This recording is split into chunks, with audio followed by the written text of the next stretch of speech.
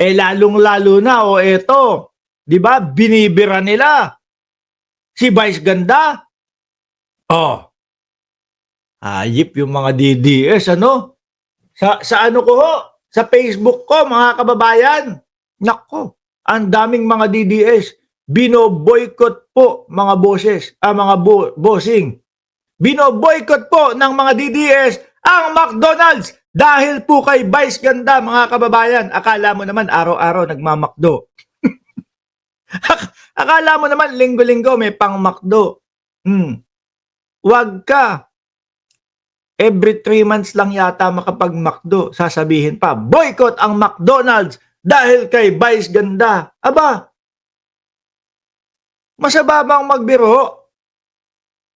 Yung dating Pangulong Duterte, sinabi niya dati, magje-jet ski siya from Manila to West Philippine Sea. Yun yung mismong sinabi ng dating Pangulo.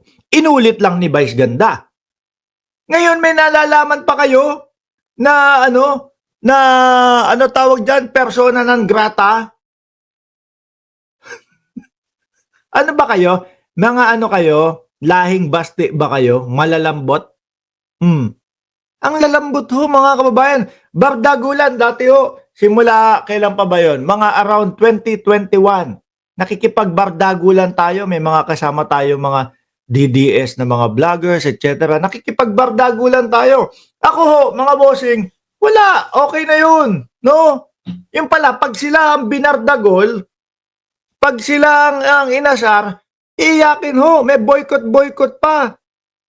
Ang tanongin nyo doon sa McDonald's, ba't hindi pa din tinatanggal si Vice Ganda bilang endorser ng McDonald's? Baka wala lang sila.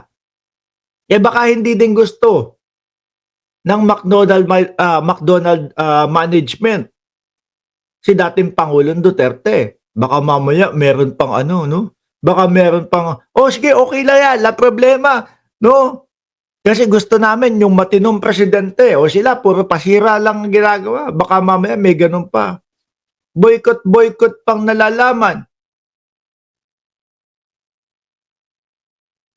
Wala naman pang McDonald's. At eto pa, pinapalabas ho ng mga DDS na 1 milyon na daw po ang natanggal o nabawas kay Vice Ganda. 1 milyon? 16,000 nga lang daw. 16,000 nga lang daw ang nabawas eh. At yung 16,000 na yan, kung meron kang 20 million followers, baka bawi yan. 2 linggo lang ang makalipas. Panik na agad dyan sa 20 milyones ulit. Akala ho kasi nila, mga kababayan, nung bumaba po from 20, naging 19M yung nakasulat doon sa mismong channel ni Vice Ganda. Akala nila 1 milyon na agad yung nalagas nun. Hindi ho ganun yun. No? Kung narating mo yung 20M, tapos nabawasan nang sabihin mo na 1,000, sabihin mo na 500 ang nabawas. No?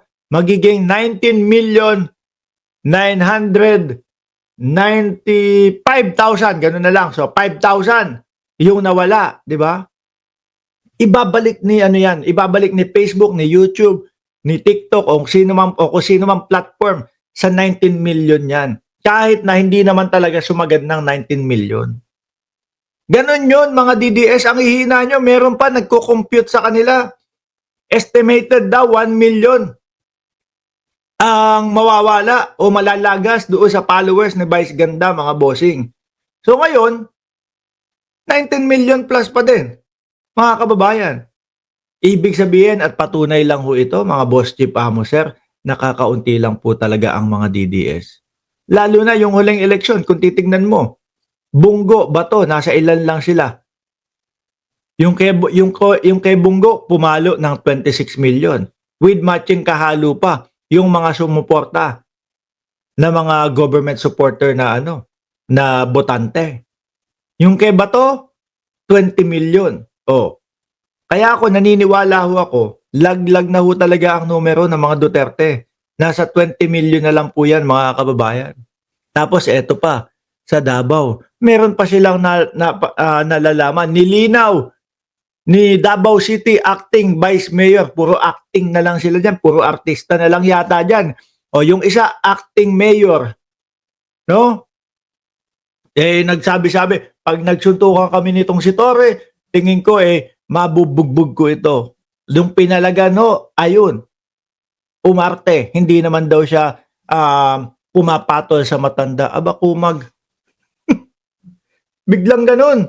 Di ba? Hindi naman ako pumapatol sa matanda Oh. Biglang kung ano-ano na ang alibay ni acting mayor. Eto naman, acting vice mayor naman. Nilinaw ni Davao City acting Vice Mayor Rodrigo Rigo Duterte II, no, na walang opisyal na resolusyon mula sa Davao City Council para ideklarang persona non grata si Vice Ganda kaugnay nung sinabi at napabalita ho.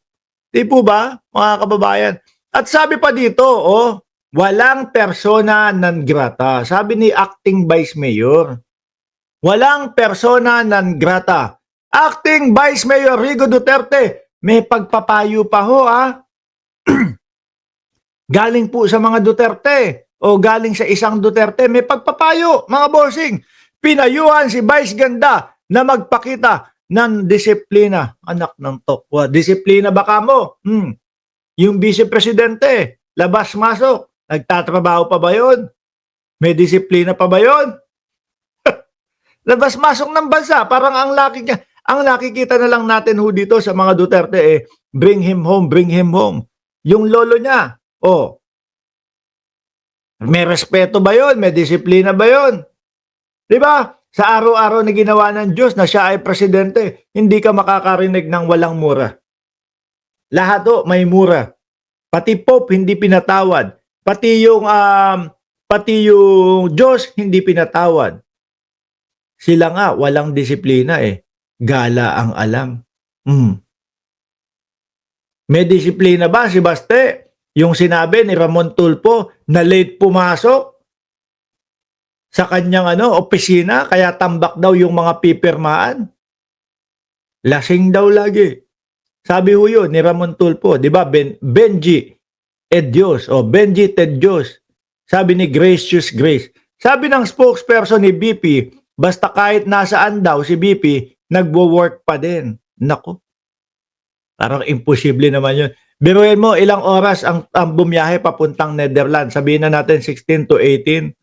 Pagdating nun, hindi ba magpapahinga yun? Pagdating nun sa doon, ano naman ang makikita natin? Sisigaw-sigaw ho. Sisigaw-sigaw ng bring him home. Sabi ni Leonardo Tinoy, pag Ramos talaga, buhaya. Dami Kulay green yung buhaya Nakita mo? Parang DDS Eto pa ayan pa Parang DDS kulay green. Siguro sinadya talaga ng Lakos na kulay green ang kanilang ang kanilang kulay ng logo. Para hong mga DDS. Ano to? Wala, hindi pinayagan yung persona non grata nyo. Napakahilaw, napakalalambot ninyo. Napaka-banban ninyo, Bardagulan. Gusto nyo bardagulan. Pag kayo binardagol, iyakin naman pala kayo. Di ba? Simpleng pag-jet ski lang from Manila to West Philippines Sea, nag-atungalan na kayo. Di ba? Sabi naman nung isang bakla, sorry. Sabi naman ni Roque, Vice Ganda, nakahiga na, nakadapa na si dating Pangulong Duterte, binibira mo pa, sinisipa-sipa mo pa. Samantalang si Roque, ganun naman din kay De Lima Worst pa nga si De Lima dun Dahil kay Vice Ganda, inulit lang ni Vice Ganda, mga bossing, yung joke ni dating Pangulong Duterte. Di ba? Yung kay Roque, nung nakakulong na, binati ng happy anniversary at mabulok daw sa kulungan. Mas worse pa yun. So ngayon, ito mangyayari kay Roque. Pagka yan, umuwi ng Pilipinas, malamang bulok ang wet packs niyan sa loob ng oblo, mga kababayan. Baka hindi na po mararamdamang umebak niyan, mga bossing, pagka napasok na po yan sa oblo. Kaya Roque, umuwi ka na. Sinasawsawa mo na din yung kay Vice Ganda, mas maigi na umuwi ka. Diyan ka sa Pilipinas sumawsaw. Di ba? Gusto kasi ni Roque, siya lang ang binibira ng nakadapa. Uy, loko ka, Joel.